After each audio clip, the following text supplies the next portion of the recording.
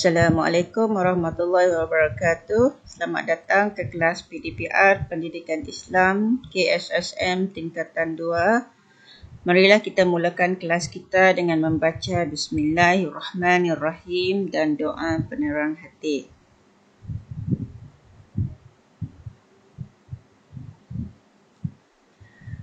Okey, untuk kelas kita pada hari ini, kita akan sambung unit 2 khutbah Jumaat, iaitu sambungan kepada tajuk Solat Jumaat Wadah Kesatuan, bidang fiqh.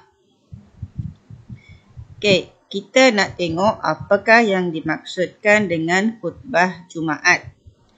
Khutbah Jumaat ialah ucapan atau syarahan yang disampaikan oleh khatib sebelum solat Jumaat yang mengandungi nasihat, peringatan dan pengajaran mengikut syarat tertentu.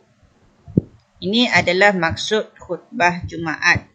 Apakah hukum khutbah Jumaat?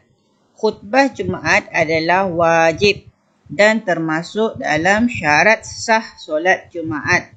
Maksudnya, jika tidak dilakukan khutbah Jumaat, maka tidak sah solat Jumaat. Okey, seterusnya kita nak tengok syarat khutbah Jumaat.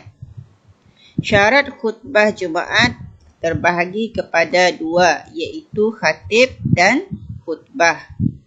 Okey, bagi khatib, yang pertama, khatib berdiri jika mampu dan duduk di antara dua khutbah. Solat Jumaat ada dua khutbah. Khutbah pertama dan khutbah kedua. Jadi di antara dua khutbah ini, khatib duduk. Yang kedua, khutbah disampaikan sebelum solat Jumaat. Okay, bukan selepas solat Jumaat. Dia disampaikan sebelum. Yang ketiga, rukun khutbah disampaikan dalam bahasa Arab. Rukun khutbah ada 4. Okay, hanya itu saja yang disampaikan dalam bahasa Arab. Isi khutbah boleh disampaikan dalam bahasa tempatan. Nombor 4, khatib suci daripada hadas dan najis serta menutup aurat. Okay, ini dalam keadaan sebab kita nak menunaikan ibadat solat, jadi mestilah suci daripada hadas dan najis serta menutup aurat. Untuk khutbah, okay, syarat khutbah pula, yang pertama berturut-turut antara rukun khutbah, khutbah pertama dengan khutbah kedua, serta khutbah kedua dengan solat. Okay, tidak boleh berhenti terlalu lama, contohnya khutbah pertama dengan kedua tadi selang sampai 1 jam, tidak boleh. Okay, mestilah berturut-turut. Yang kedua, rukun khutbah didengar oleh 4 orang jemaah, iaitu yang bermastautin, yang wajib solat Jumaat. Okay, mesti didengar oleh 40, sekurang-kurangnya 40 jemaah per mastautin. Okay, rukun khutbah Jumaat. Okay, ini adalah yang saya kata tadi yang dalam bahasa Arab. Rukun khutbah Jumaat yang pertama ialah memuji Allah Subhanahu wa Ta'ala. Jika kita pernah mendengar khutbah Jumaat, biasanya khutbah Jumaat akan dimulakan dengan Alhamdulillahi Rabbil Alamin. Okay, itu adalah memuji Allah Subhanahu wa Ta'ala. Yang kedua, berselawat ke atas Rasulullah sallallahu alaihi wasallam. Dalam khutbah, biasanya khatib akan kata wassalatu wassalamu ala Rasulillahi wa ala alihi wa sahbihi ajma'in. Itu adalah berselawat ke atas Rasulullah sallallahu alaihi wasallam. Dinyatakan dalam bahasa Arab. Yang ketiga, memberikan nasihat supaya bertakwa. Okay, contohnya dalam khutbah, khatib akan berkata, Amma ba' faya ibadallah ittaqullah. Okay, itu adalah memberikan nasihat supaya bertakwa kepada Allah. Jadi dia disampaikan dalam bahasa Arab. Dan seterusnya yang keempat, berdoa untuk orang Islam ketika khutbah kedua. Okay, contohnya tadi dah habis khutbah pertama, khutbah kedua pun sama, dia akan memuji Allah, dia akan berselawat ke atas Rasulullah sallallahu alaihi wasallam, dia akan memberikan nasihat supaya bertakwa, dan ada tambahan dia akan berdoa untuk orang Islam ketika khutbah kedua. Contohnya, Allahumma ighfir lil muslimin wal muslimat wal mu'minina wal mu'minat al ahya'i minhum wal amwat innaka sami'ud du'a. Ini adalah doa untuk orang Islam ketika khutbah kedua. Maka rukun-rukun keempat ini mesti disampaikan dalam bahasa Arab. Seterusnya kita nak tengok sunat khutbah Jumaat. Sunat khutbah Jumaat yang pertama kepada khatib. Apa yang khatib perlu lakukan yang sebagai sunat? Yang pertama, khatib tersebut disunatkan. Sunat itu berkhutbah di atas mimbar. Yang kedua, khatib tersebut duduk di atas mimbar sebelum menyampaikan khutbah. Duduk dulu, bila dah naik tu boleh duduk sebelum menyampaikan khutbah. Menghadapkan wajahnya ke hadapan tanpa menoleh ke kanan atau ke kiri. Mukanya dihadapkan ke hadapan.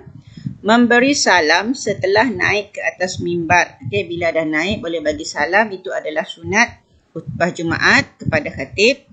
Menguatkan suara agar khutbah didengar oleh lebih daripada 40 jemaah yang bermastautin. Jadi dia perlu kuatkan suara dia. Yang seterusnya, memendekkan kedua-dua khutbah.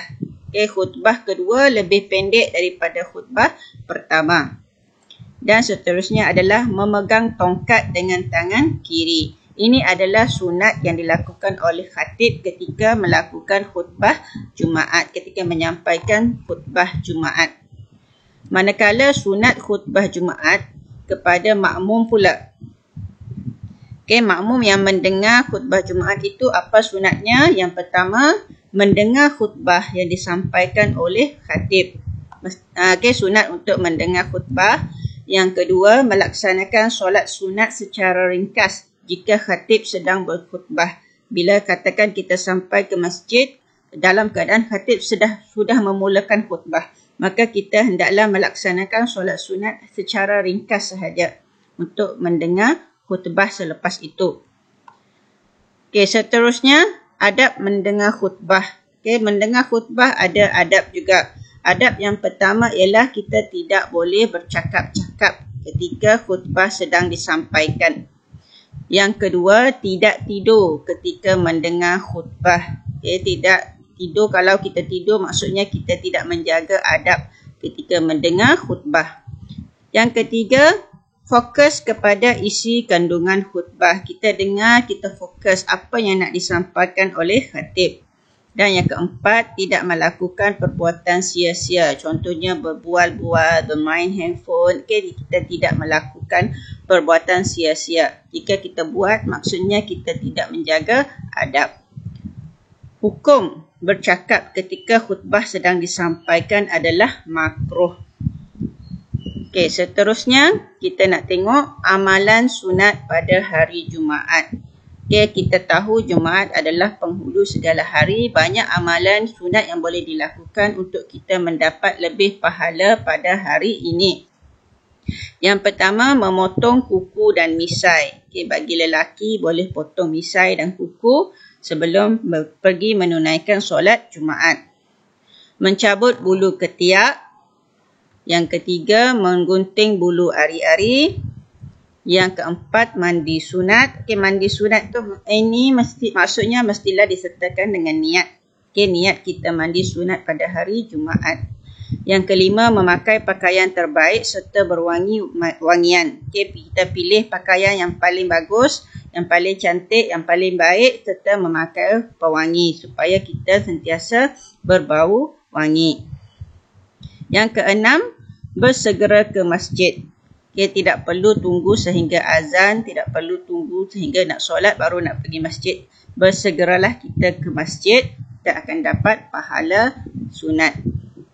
7. Menunaikan solat tahiyatul masjid, solat sunat qabliyah dan ba'diyah. Bila kita masuk saja ke dalam masjid, kita disunatkan untuk menunaikan solat tahiyatul masjid, solat sunat qabliyah dan solat sunat ba'diyah. Yang ke-8, membanyakkan selawat ke atas Rasulullah SAW dan berdoa. Ini juga amalan sunat pada hari Jumaat. Dan yang ke-9, membaca surah Al-Kahfi. Ini adalah amalan sunat yang kita boleh amalkan pada hari Jumaat. Jadi itu sahaja untuk kelas kita pada hari ini. Untuk kelas secara online, latihan akan diberikan dalam grup WhatsApp group. Okey, itu saja untuk hari ini. Sekiranya ada apa-apa pertanyaan, boleh tanya dengan mesej. Okey, itu saja untuk hari ini. Terima kasih kerana hadir. Assalamualaikum warahmatullahi wabarakatuh.